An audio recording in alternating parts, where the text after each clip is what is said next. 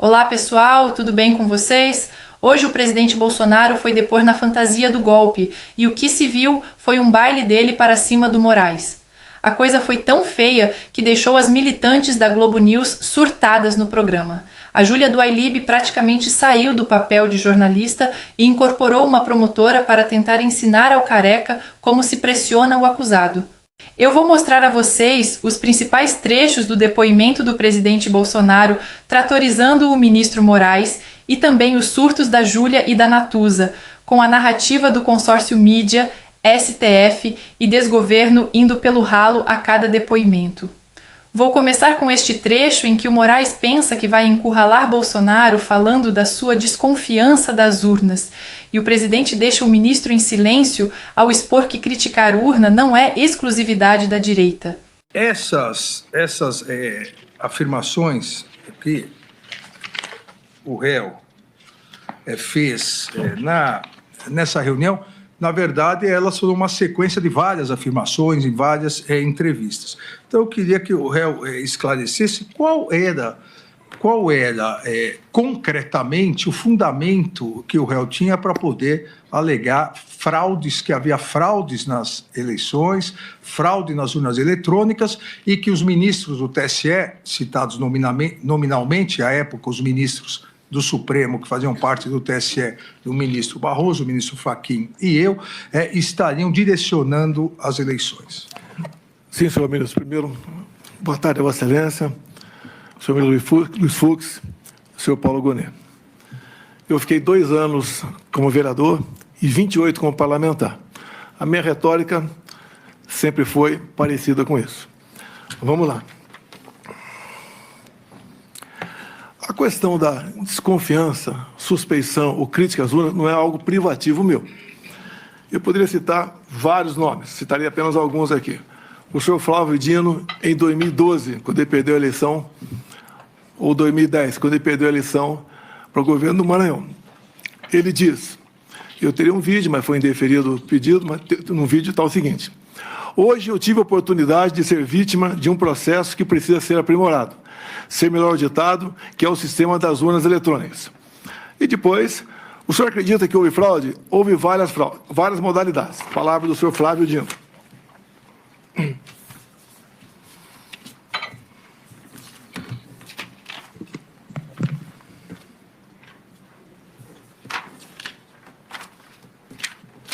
Depois também, curiosamente, uma outra inserção no horário eleitoral gratuito do senhor Carlos Lupe. Por que curiosamente? Foi ele que entrou com uma ação no TSE pela minha inelegibilidade, por crítica às urnas eletrônicas. Ele falava em fraude. Mas numa dessas inserções, aproximadamente 30 segundos, que até hoje está no Facebook dele, ele termina dizendo o seguinte: sem a impressão do voto, não há possibilidade de recontagem. Sem recontagem, a fraude impera. Repito a Vossa Excelência, até hoje isso está lá no Facebook do senhor Carlos Lupe. Agora vejam como a militante Júlia do Ailib perde a linha completamente à medida que vai demonstrando toda a sua indignação com a atuação de Moraes, que, segundo ela, não conseguiu apertar o presidente Bolsonaro quanto às declarações de Mauro Cid sobre a minuta do golpe. Segundo ela, eles estão trabalhando mal, pois vão com as perguntas ensaiadas e não sabem se adaptar ao que vai acontecendo durante o depoimento. Vejam que vergonha! Parece uma torcedora fanática e não uma jornalista. Eu faço até uma pequena ponderação ao interrogatório por parte até do ministro Alexandre de Moraes e do PGR, porque nesse momento, eu concordo com você, eles tinham que ter sido mais incisivos. Não, mas peraí, ontem o Cid falou que o senhor editou esse documento, né? O senhor mexeu no documento alguma vez? O senhor leu no computador? O senhor tirou a prisão de outros elementos? O senhor manteve só a prisão do ministro Alexandre de Moraes? Eu acho que faltou, a impressão que eu tenho no interrogatório, aí até mais do PGR do que do próprio ministro Alexandre, é que eles levam as perguntas prontas e aí eles vão lendo as perguntas prontas e aí eles não vão em cima do que o réu está respondendo. E muitas vezes o réu responde algo que fica solto. Esse momento era um momento que eu acho que tinha que ter mergulhado. Que tinha que ter falado, não, peraí, o senhor falou que foi rápido, que foram os considerandos? Não. A acusação contra o senhor do delator é que o senhor editou essa minuta. O senhor não escreveu em nenhum momento, o senhor não usou um computador, o senhor não usou um lápis, o senhor não editou isso, o senhor não tirou as prisões anteriores e não manteve. Então, por que versões que o senhor viu, né? Faltou responder isso. O senhor viu duas versões? O senhor viu uma versão com a prisão do ministro Alexandre e outra com a prisão do ministro Gilmar e do presidente do Senado?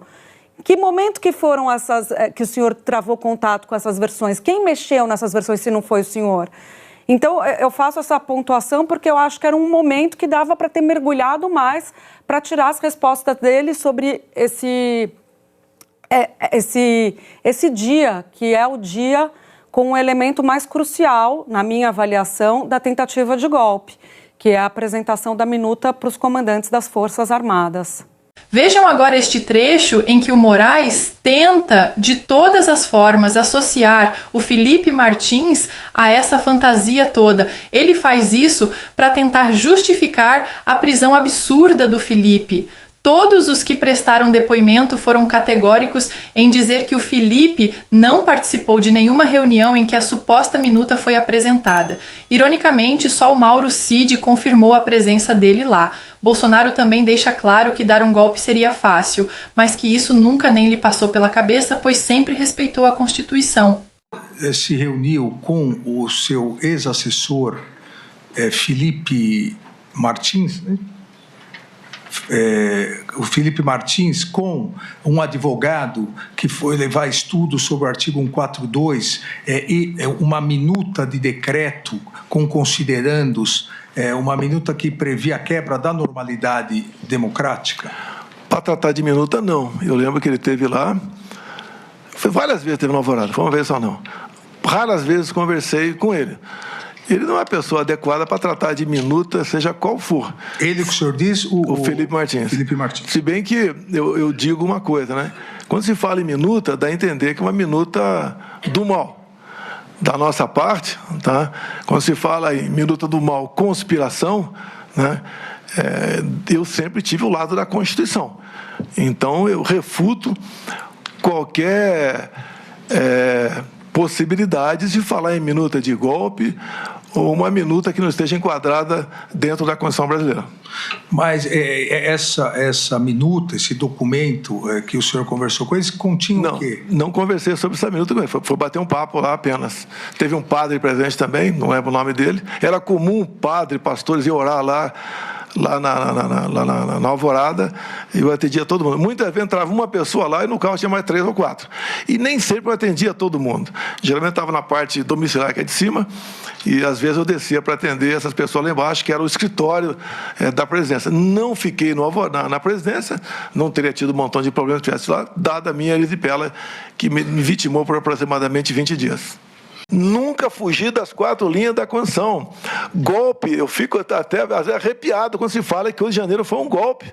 Aquelas 1.500 pessoas, pobres coitados, que até foi levantada por um dos que me antecederam agora há pouco aqui, sem ônibus, né, chegaram na região do setor militar urbano na madrugada de domingo. E o pessoal foi embora logo depois da baderna. E sobrou para quem estava acampado aqui. Quem realmente fez, foi embora. Agora, aquilo não é golpe. Não foi encontrada uma arma de fogo junto àquelas pessoas. O próprio Lula, no dia anterior, que é uma pessoa bastante, coração muito grande, ele foi para Araraquara para ver aí uma erosão de uma chuva que tinha ocorrido dia 29 de dezembro. Ele estava fora de Brasília. Outras coisas mais aconteceram, acho que não é o caso de comentar aqui. E a gente só tem uma coisa a afirmar, a Vossa Excelência. Da minha parte, por parte de comandantes militares, outros estados do meu lado, nunca se falou em golpe. Golpe é uma coisa abominável. O golpe até seria fácil começar. O after day, que é simplesmente imprevisível e danoso para todo mundo. O Brasil não poderia passar por uma experiência dessa. E não foi sequer cogitado essa hipótese de golpe no meu governo. Para terminar, queria mostrar a vocês um dos comentários mais alucinantes da jornalista militante Natuza Neri. Percebam que ela elaborou uma hipótese tirada dos seus delírios, para não dizer outra coisa, e saiu afirmando que o Mauro Cid tentou proteger todo mundo e depois foi mudando de versão, insinuando que começou a falar a verdade. Todos nós sabemos que foi o extremo oposto disso. Ele falou a verdade e foi sendo forçado a mudar de versão, conforme Moraes ameaçava toda a sua família. Qual é a minha hipótese? Cid tentou o quanto pôde manipular e achou que conseguiria manipular os investigadores. Não contou tudo o que sabia e creio eu que até hoje não contou tudo o que sabia. Cid parece proteger muita gente, assim como ele tentou proteger Braga Neto. Só que num dado momento, diante da sua situação dramática, porque ele perderia o acordo de delação, os benefícios, portanto, dessa colaboração, seria preso, o seu pai ficaria numa situação complicada, a sua mulher ficaria numa situação complicada, no caso da mulher lá por causa da história da vacina, que ele resolveu entregar algo e entregou Braga Neto. Mas alguém que tentou proteger uma vez pode ter tentado proteger outras vezes. Então, a gente só conhece uma parte da história do que se passou durante aqueles fatídicos meses. Aliás, se a gente quiser ampliar para 4 anos de Bolsonaro, a gente só conhece uma ínfima parte dessa história, que foi a história que Cid resolveu contar. Essa história de eu não lembro, eu não sei, eu não me recordo e tal, me parece cacuete de quem decidiu recolher uma porção de coisas para si e não contou tudo. Contou aquilo que ele achava que era necessário para ele conseguir o acordo de colaboração.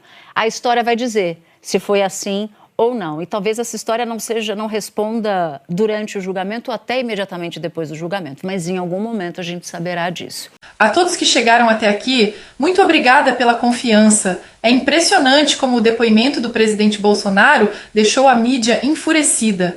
Eles passaram meses esperando que Moraes fosse colocar Bolsonaro nas cordas e arrancar toda a verdade que fantasiavam em suas mentes, quando o que aconteceu foi justamente o contrário. Bolsonaro estava à vontade, respondeu às perguntas, escancarou a hipocrisia da esquerda, principalmente a diferença de postura do STF quando quem fala mal das caixinhas mágicas é alguém de esquerda, e ainda tirou um sarro do Moraes dizendo que vai ser candidato em 2026. O que ficou claro para a maioria da população, se é que já não estava, é o que sempre falo aqui: tudo não passou de conversas informais e cogitações.